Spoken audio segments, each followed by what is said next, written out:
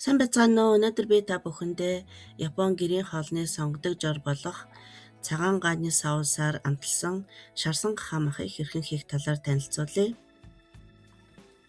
За эхлээд соусаа бэлтгэн соусонд орох орцыг нарийн дэлгэрэнгүй бичиж оруулсан байгаа.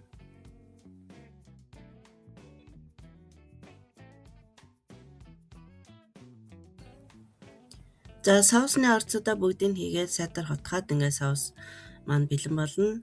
За дараагийн алхам бол сонгино эхлээд шарна. За сонгино маань маш нэнгөвтөр хэрцэн байх хэрэгтэй.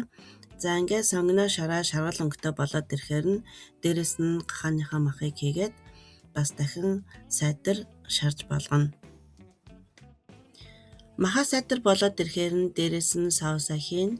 За цагаан гааны сэнгэнсэн амт нь соусны бага зэрэг чихэрлэг амттай төгс хосолж мөн цагаан гаан махны тослог амтыг дарж өгдөг. Цагаан гааны соустаа шарсан гахааны махыг байцаатай голдуу дагуулдуулж өгдөг. Мөн түүнээс гадна будаатай эдэхэд төгс гайхалтай цохилддог. За Японд өдөр тутам хамгийн их хийгддэг хоолны нэг шогаяки буюу цагаан гааны соустаа шарсан гахаа махыг хийж сурлаа. Анхаарал тавьсан үзсэнд баярлалаа. Дараагийн бичлэг хүртэл баяртай.